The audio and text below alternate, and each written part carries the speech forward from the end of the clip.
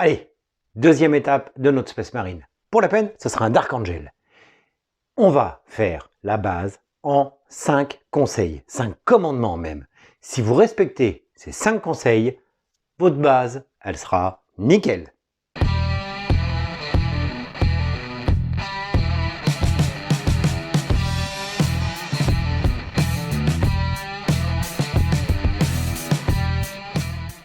Bonjour à tous et bienvenue chez Alpenters. Alors, suite de ce pas à pas débutant pour faire une figurine. Alors, ce type de pas à pas, c'est quelque chose que je serai amené à vous refaire. À vous refaire quand même un petit peu différemment, c'est-à-dire que je ne le ferai pas en plusieurs vidéos. Celle-là va illustrer vraiment longuement pour bien donner les bases. Et après, je ferai les pas à pas dans la même vidéo, histoire de ne pas prendre des heures et des heures sur chaque figurine. Je pourrais abréger certaines choses parce que vous aurez déjà eu les conseils de base à appliquer. Et justement, à propos de la base, aujourd'hui, et de conseils, et ben ça tombe bien, parce que je vais vous montrer comment réussir la base de votre Space Marine d'une façon extrêmement simple, efficace, pour avoir des résultats nickel, qu'on en soit même à sa première figurine, ça sera largement réalisable. Et si vous suivez ce pas à pas en même temps que vous peignez votre première figurine ou même votre deuxième, eh ben, vous aurez les mêmes résultats. Donc, aucune excuse pour ne pas passer à l'acte. Il vous suffit de peindre en même temps que moi. Allez, on rentre tout de suite dans le vif du sujet. Ta peinture, tu dilueras. La dilution est extrêmement importante. Alors pour savoir comment la faire exactement, je vous mets le lien parce que j'en ai fait une qui vous la montre vraiment. Une vidéo qui va vraiment vous montrer la dilution. Mais elle est importante, elle est capitale. Et il n'y a pas de recette miracle. Tout dépend de la peinture, de la marque, du modèle, de beaucoup de choses. Donc, il n'y a pas de recette miracle. Si la peinture est bien diluée, elle va bien s'étaler sans faire de pâté, sans couvrir les détails et sans faire de traces de pinceau. Alors forcément, à la première couche, ça ne sera pas suffisant. Deuxième, ton pinceau, tu dégorgeras. Et oui, il faut dégorger son pinceau. Une fois qu'on l'a trempé dans la peinture, si on va pour étaler direct avec la grosse goutte, ça va faire du pâté. Il va falloir essuyer un peu son pinceau pour le dégorger. Et là, vous allez pouvoir avancer sans faire de gros pâtés et de coups de pinceau comme beaucoup me disent que ça leur fait. Il faut penser à dégorger votre pinceau. Il en faut pas trop à chaque fois. C'est important, ça vous permettra de bien étaler votre couche de base et de lui donner une belle application. Alors oui, il faudra recharger un peu plus souvent, mais ça sera bien plus propre. Vous voyez, ça s'étale tout seul, bien dilué, pinceau dégorgé, ça va tout seul, ça va dans les creux, ça comble bien. Forcément, c'est pas encore assez, mais ça, on va y revenir après.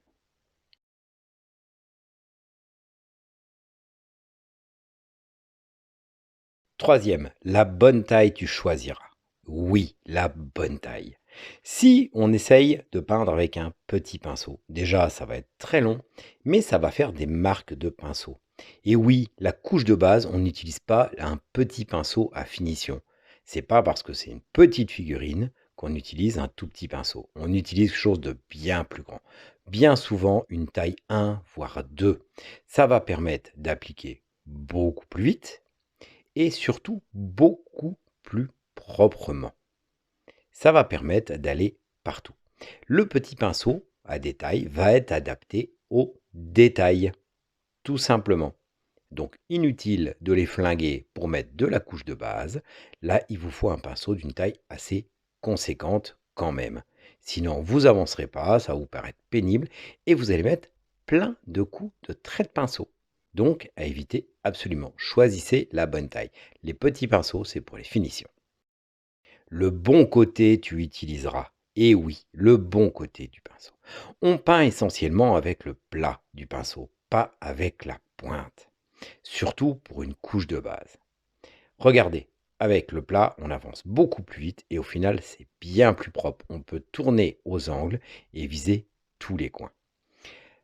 La pointe, on va s'en servir que pour les petits endroits où on ne veut pas déborder, parce que forcément, ça sera plus précis, mais on s'en sert que pour ces petits coins-là. Sinon, on peint avec le plat du pinceau et pas avec la pointe. Ça vous évitera aussi de faire des coups de pinceau, qui est aussi une des raisons pour avoir ça. Une deuxième couche, tu appliqueras. Et oui, ça se peint en 2 couches. Si on dilue pas assez pour mettre qu'une couche, ça va faire des pâtés. Mais si on dilue, forcément, regardez la figurine, jusque-là, franchement, c'est pas très propre, c'est pas très beau. Mais c'est normal, il n'y a eu qu'une couche. Alors, il va falloir absolument mettre dessus une deuxième couche. Là, on voit que l'avantage de voir bien dilué, c'est que tous les détails sont bien visibles et ils n'ont pas été rebouchés. Mais forcément, il manque de la peinture. Mais on voit déjà à l'application de la deuxième couche que là, ça prend tout son sens. Alors, soyez pas choqués. Pour certaines peintures, certaines couleurs, il faudra même mettre 3 couches. Donc, soyez pas trop pressés. C'est essentiel, mais on voit déjà qu'à la deuxième couche, ça prend une teinte qui ressemble à la teinte du pot. La teinte qu'on voulait pour ce personnage. Et là, ça y est, ça prend tout son sens. Tout en respectant les détails et en ne les bouchant pas. Et ça va tout seul. Il faut juste être patient. Mais c'est un jeu de patience, hein, le modélisme. De toute façon, c'est quelque chose qui est assez récurrent. On ne peut pas finir avant d'avoir commencé. Ensuite, je profite pour pouvoir mettre du noir sur l'arme et sur l'épée. Je les fais rentrer dans la couche de base. Bon, je ne vous redonne pas tous les conseils, hein. C'est exactement la même chose. Le noir, vu que je vais mettre du métallique après, je ne vais pas trop m'embêter à vouloir le faire parfait. C'est pas gênant pour l'instant. Idem pour tout ce qui est sacoche. Je vais mettre 2 couches. Mais je ne vais pas m'embêter à faire trop parfait. Parce que s'il y a un peu de couleurs différentes qui s'appliquent dessus, c'est pas gênant, ça fait très cuir justement. Donc vous inquiétez pas trop là-dessus, vous stressez pas, vous respectez les conseils d'avant et ça va aller tout seul. Bon, bah voilà, votre figurine maintenant, si vous l'avez fait en même temps, elle doit être grosso modo comme celle-là. Donc on en est là avec la couche de base. Vous voyez, rien que là, c'est déjà propre.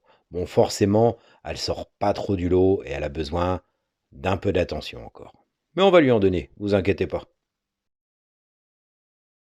Et voilà, 5 conseils. Si vous respectez ces 5 choses, ça ira tout seul.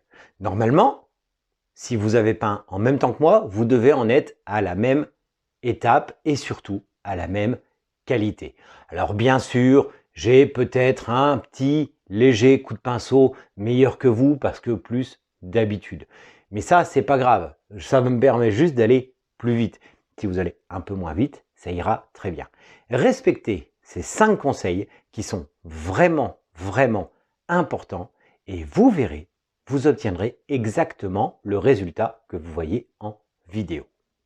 Donc, c'est bien une preuve que c'est accessible à tout le monde. Et oui, c'est accessible à tout le monde. Pas forcément de faire de la figurine de concours, mais de faire de belles figurines, c'est accessible à tout le monde.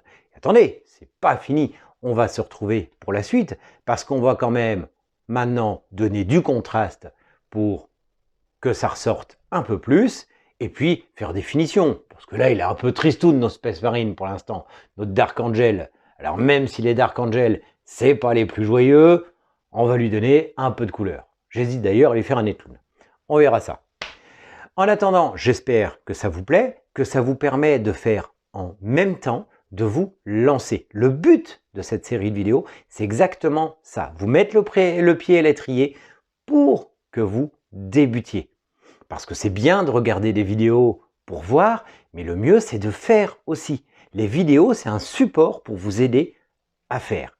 Et là, ce support, il est voulu pour que vous puissiez faire en même temps que moi et que vous avanciez. En attendant, je vous remercie d'avoir regardé la vidéo. Je remercie aussi tous ceux qui nous soutiennent sur Tipeee. Grâce à vous, on peut s'équiper un peu plus. On peut faire avancer la chaîne. Merci énormément à vous. N'hésitez pas à les rejoindre. Chaque petit don nous aide à progresser dans la chaîne. Et moi, je vous dis à bientôt pour la suite.